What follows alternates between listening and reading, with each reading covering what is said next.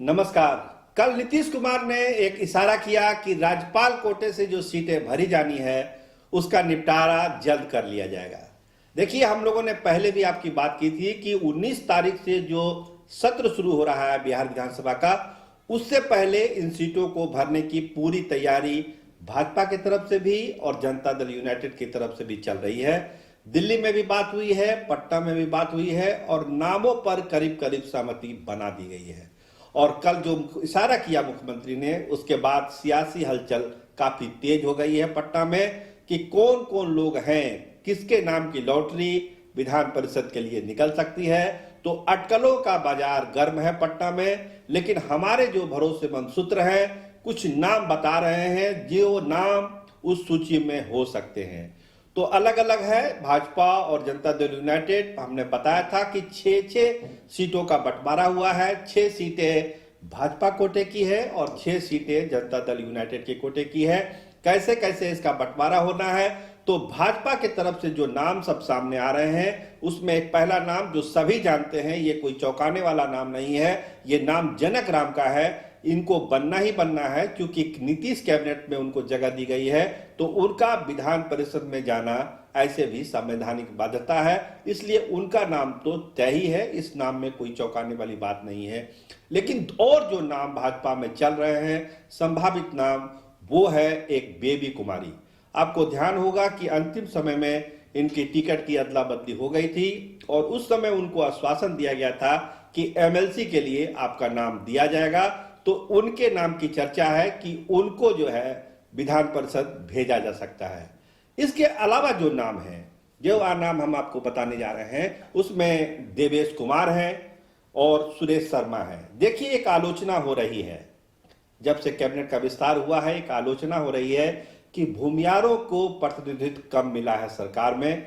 तो एक damage control के तहत हो सकता है कि सुरेश शर्मा और देवेश जी का मनोनयन विधान परिषद में हो सकता है। इस तरह की चर्चा और अटकलें भाजपा खेमे में है और हमारे सोर्स भी बताते हैं कि ये नामों में काफी वजन है, इन दोनों नामों में।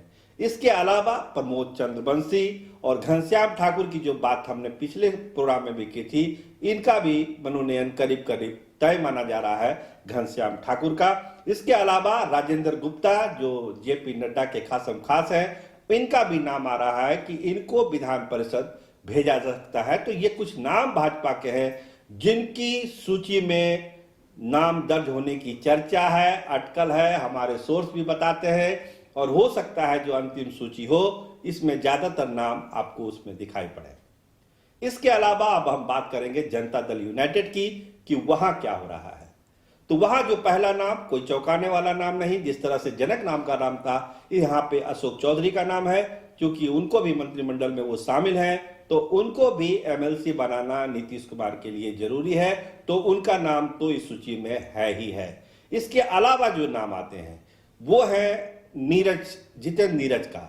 और दूसरा नाम जो रघुवंश बाबू के बेटे को जो आश्वासन दिया गया था कि आपको भेजा जाएगा, तो ये दो नामों पर एक कसमकस है कि जितेंद्र नीरज को भेजा जाए या रघुवंश बाबू के लड़के को भेजा जाए। क्योंकि राजपूत कोटे से जो जाना है तो बहुत ज्यादा नहीं जा सकता है। ऐसे भी बहुत आलोचना हो रही है कि बहुत ज्यादा जो मंत्रिमंडल बना है उसमें राजपूतों को ज्यादा प्रतिनिधित्व दिया गया है। हालांकि ऐसी कोई बात नहीं है, लेकिन ये चर्चा है कि ऐसी है कि ज्यादा से ज्यादा लोगों को उसमें शामिल कर लिया गया है। तो एक नाम राजपूत कोटे से जा सकता है। अब वो नाम नीरज जी का हो सकता है या फिर रघुवंश बाबू के बेटे का हो सकता है, ऐसी चर्चा है। इसके अलावा क्या है? इसके अलावा जनता दल यूनाइटेड में जो एक बाध्यता है वो उपेंद्र कुशवाहा को लेके हो रही है कि क्या उनकी पार्टी के कोई सदस्य या खुद उपेंद्र कुशवाहा जाएंगे विधान परिषद में। ये अटकलें चल रही है। देखिए, जो हमारे सोर्स हैं वो बताते हैं कि करीब करीब 99% सहमति बनी हुई है कि जो विलय होना है रालोसपा का जनता दल यूनाइटेड में कर दिया जाएगा। 1% की हिचक बची हुई है उपेंद्र कुशवाहा के जहन में।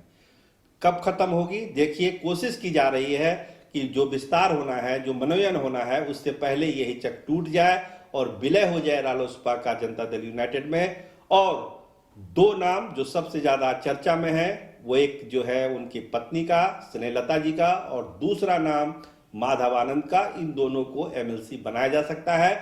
लेकिन जो जनता दल यूनाइटेड के लोग हैं वो चाहते हैं कि उपेंद्र कुशवाहा खुद जो है विधान परिषद में जाएं और मंत्री का ओहदा संभालें। शाहनवाज हुसैन का उदाहरण उनके सामने दिया जा रहा है कि शाहनवाज हुसैन भी केंद्रीय मंत्रिमंडल में थे, वो भी बिहार आए, काउंसिल में गए और आज उद्योग मंत्री बिहार के हैं। तो उपेंद्र कुशवाहा को भी हिचक नहीं होनी चाहिए। देखिए, अंतिम फैसला इस पर उपेंद्र कुशवाहा को करना है कि क्या बिहार की सियासत में वो एक नई पारी खेलने के लिए तैयार है या भी वो थोड़ा वक्त लेंगे। इसके अलावा बात हो रही है जीतन राम मांझी को भी एक सीट देने की, उनके खेमे की। बताया जा रहा है कि उनके किसी रिश्तेदार को एक सीट एमएलसी की दी जा सकती है। तो ये सारे फैसले नीतीश कुमार के स्तर से होना है कि उपेंद्र कुशवाहा की पार्टी का क्या होगा और जीतन राम मांझी के जो रिश्तेदार हैं उनको एक सीट काउंसिल की दी जानी है या नहीं दी जानी है। लेकिन इस पर मंथन अंतिम स्टेज पर है और बहुत जल्द इस पर डिसीजन हो जाना है। एक बात और बताई जा रही है कि हो सकता है कि जनता दल यूनाइटेड के कोटे की जो 6 सीटें हैं वो पूरी इस बार एक साथ में ना भरी जाए। हो सकता है कि 4 सीटें भरी जाए और 2 सीटों को खाली भी रखा जाए, इस तरह की चर्चा है। लेकिन पूरी कोशिश है कि 6 और 6 यानी 12 का कोटा एक साथ में पूरा कर लिया जाए। तो ये कवायद पटना में बहुत तेजी से है और आने वाले 1-2 दिनों में इस पर अंतिम फैसला हो जाएगा और 19 से पहले विधान परिषद की सीटें भर दी जाएगी, जैसा इशारा खुद नीतीश कुमार ने किया है। तो कैमरामैन राहुल राज के साथ मैं सरोज सिंह।